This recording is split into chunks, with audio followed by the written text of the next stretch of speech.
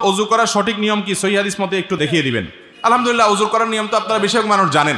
প্রথমে দুই হাতের কবজি 3 বার পানি নিয়ে ধৌত করবেন, এরপরে 1 কোষ পানি নিয়ে কুলি করবেন। অনেক উলামা একরাম কুলি আর নাকের পানি একসঙ্গে করতে, নাকে পানি একসঙ্গে দিতে বলছেন যে একটু দিয়ে কুলি করে আর একটু দিয়ে নাক দিয়ে টান দিবেন। আর অনেক উলামা একরাম বিশেষ করে উলামায়ে আহনাফ এটাকে আলাদা করে, অর্থাৎ কুলি করবেন 3 বার, এরপর নাকে পানি আলাদা দিতে বলেছেন। তো যাই হোক, কুলি করবেন, কুলি করার সময় গড়গড়া করে যত ভালো করে পারেন কুলি করবেন এবং মেসওয়াক করবেন। কি করবেন? ওযুতে মেসওয়াক, এটা হারায় যাওয়া সুন্নাত, এটা আমরা বেশিরভাগ মানুষ করি না এখন, অথচ গুরুত্বপূর্ণ সুন্নাত। নবী সাল্লাল্লাহু আলাইহি ওয়াসাল্লাম বলেছেন যদি তোমাদের কষ্ট না হতো এটাকে আবশ্যক করে দিতাম, প্রত্যেক ওযুর সময় মেসওয়াক করা, এজন্য মেসওয়াক করবেন। এরপরে নাকে পানি দিবেন, নাকে পানি দিয়ে হালকা একটু টান দিয়ে তারপর নাকে আবার ঝেড়ে পরিষ্কার করবেন। তাহলে একটু হলো পানি দেওয়া আর একটু হলো ঝেড়ে পরিষ্কার করা, এটা অনেকে করেন না, একটু ভালো করে করবেন। কারণ হাদিসে আসছে বিশেষ করে নাকের এই যে বাঁশির ভিতরে শয়তানের অবস্থান থাকে, এই জন্য নাকে একবারে জোরে টান দিলে তো নাকের তালুতে উঠে যাবে, কষ্ট হবে, ওইরকম না, হালকা যতটুকু সম্ভব বা যতটুকু হাতের ভিতরে নাক ডুবায় পানি ভিতরে দেওয়া যায়, এরপরে নাক পরিষ্কার করবেন।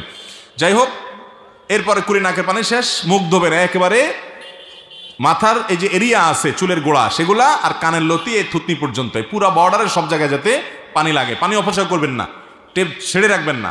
অজুতে পানিটা নিয়ে এরপরে ভালো করে ধুয়ে 2 হাতে ডলবেন যাতে শুকনা না থাকে। এরপরে ডান হাত কনুই সহ, শীতের সময় বিশেষ করে এই কনুর দিকে অনেক সময় শুকনা থাকে, এদিকে অনেক সময় শুকনা থাকে, শুধু এরকম পানি দিয়ে চলে গেলেন অজু অনেক সময় হয় না, এই জন্য ভালো করে কি করতে হবে?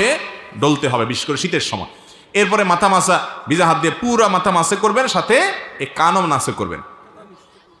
মাথা মাসের জন্য এইভাবে সুন্নাত হলো এইভাবে টান দিবেন, হাতের এই অংশ ব্যবহার হবে, গোড়ার অংশ বাদ থাকবে।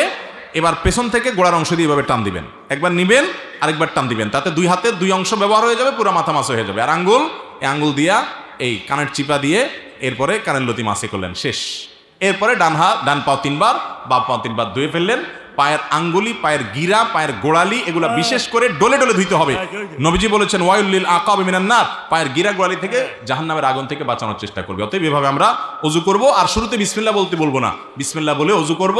ওযুর শেষে কালিমায়ে শাহাদা পড়ব, আশহাদু আল্লা ইলাহা ইল্লাল্লাহু ওয়াহদাহু লা শারীকা লাহু ওয়া আশহাদু আন্না মুহাম্মাদান আবদুহু ওয়া রাসূলুহু আল্লাহুম্মা জাআলনি মিনাত তাওয়াবিন ওয়া জাআলনি মিনাল মুতাতাহহিরিন। উত্তম রূপে ওযু করার পর যদি কেউ কালিমায়ে শাহাদা পাঠ করে, নবী আলাইহিস সালাম বলেছেন জান্নাতের 8টা দরজার যে কোনোটা দিয়ে প্রবেশ করার অধিকার তার হয়ে যায়।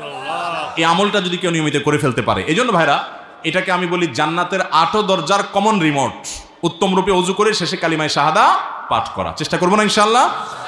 আর ওযুর ক্ষেত্রে কিন্তু নবীজির নির্দেশগুলো সবগুলোতেই প্রায় একরকম, আসবিগুল ওযু, তোমরা ওযুকে ভালো করে করো, উত্তম রূপে করো। এজন্য ভালো করে ঢোলে এই চিপা টিপা, আঙ্গুলের চিপা, পায়ের গিরা গোড়ালি, পায়ের চিপা, আঙ্গুলের নখের চিপা, এগুলো ভালো করে ডলে পানি পৌঁছাইতে হবে, শুকনা থাকলে ওযু হবে না। সালাতের আগে নিয়ত পড়তে হবে কিনা? যে কোনো ইবাদত নিয়ত ছাড়া হবে না। ইন্নামাল আমালু বিন্নিয়াত, সমস্ত আমল নির্ভর করে কিসের উপরে? নিয়তের উপরে। নিয়ত ছাড়া কোনো আমল হবে না। কিন্তু তাই বলে নিয়ত পড়া এক জিনিস আর নিয়ত করা আরেক জিনিস। নিয়ত করা এক জিনিস, নিয়ত বলা আরেক জিনিস। নাওয়াইতুয়ান, এটা হলো নিয়ত বলা। নিয়ত মূলত বলা হয় মনের ইচ্ছাকে। নিয়ত বলা হয় কাকে? আপনি কোন নামাজ পড়ছেন, আপনার মনে যদি সেই ইচ্ছা থাকে যে আমি এখন ফজরের নামাজ পড়তেছি, তাহলে আপনার ভিতরে নিয়ত আছে, যথেষ্ট। ইচ্ছা করা এটা মনের কাজ, মুখের কাজ না।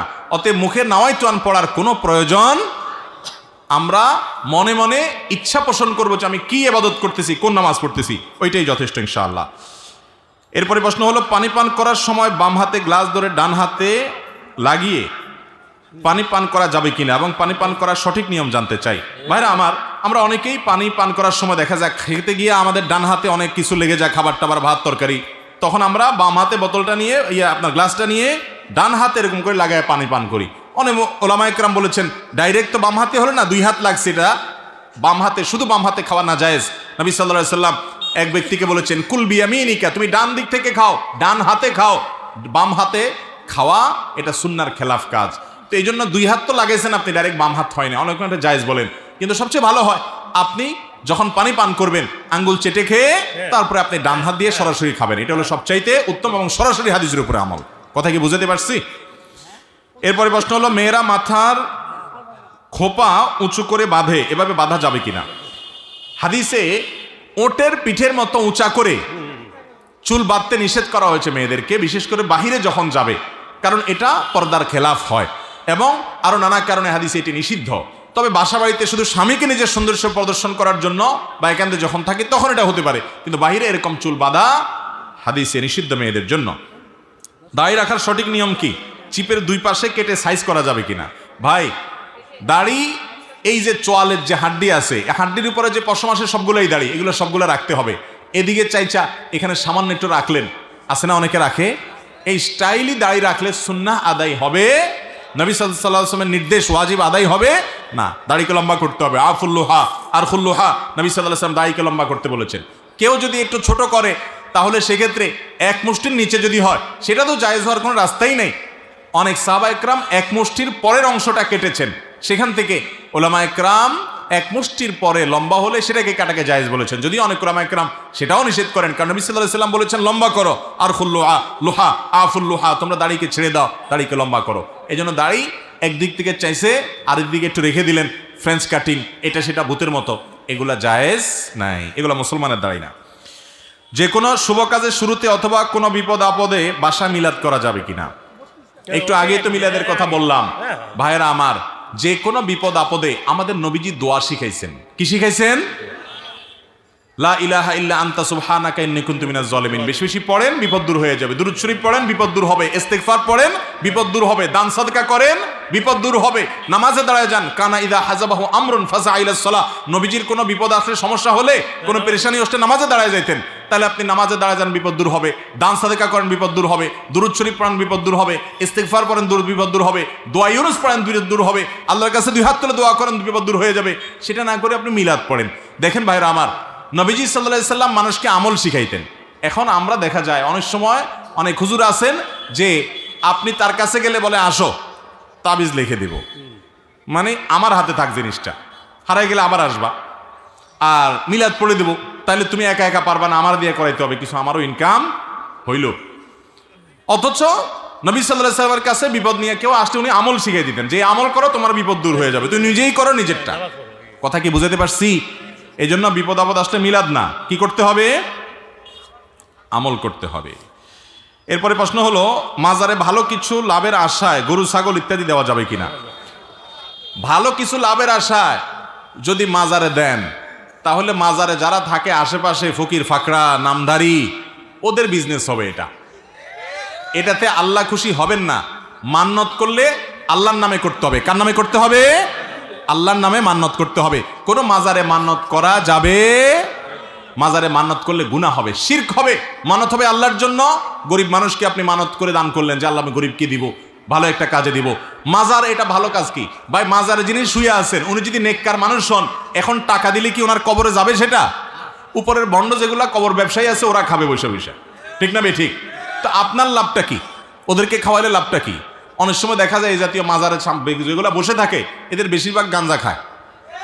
তো আপনি ওখানে টাকা দেওয়া মানে গাঞ্জার টাকা সরবরাহ করা, এটার কোনো যুক্তি আছে? আপনি যদি দানই করতে চান তাহলে কোনো গরিব মানুষকে দিবেন, কোনো মসজিদ মাদ্রাসা দিবেন, ওই মাজারে দেওয়ার কোনো কারণ নাই। এটা জায়েজ হবে না, বরং সবের পরিবর্তে আরো গুনাহ হবে। এরপরে প্রশ্ন হলো, মৃত মানুষের ফটো মোবাইলে অথবা প্রিন্ট করে স্মৃতি হিসাবে রাখা যাবে কিনা? প্রিন্ট করে স্মৃতি হিসাবে রাখবেন না। কোনো কারণে প্রিন্ট হয়ে গেছে, সেটা রেখে দিয়েছেন এভিডেন্স আকারে, কোথাও দরকার হতে পারে সেজন্য, সেটা ভিন্ন কথা। আর মোবাইলে যদি থাকে, প্রিন্ট করার আগ পর্যন্ত সেটা জায়েজ হতে পারে। তাসবিহ দানায় তাসবিহ গণনা করা যাবে কিনা? আপনি যত তাসবিহ গণনা করবেন এগুলো আঙ্গুলে গণনা করা হলো সবচেয়ে উত্তম। নবী করিম সাল্লাল্লাহু আলাইহি সাল্লাম আঙ্গুলে গণনা করার জন্য উৎসাহিত করেছেন, এবং এগুলো কিয়ামতের ময়দানে জলজল করে জ্বলবে, হাদিসে আসছে, সাক্ষ্য দিবে।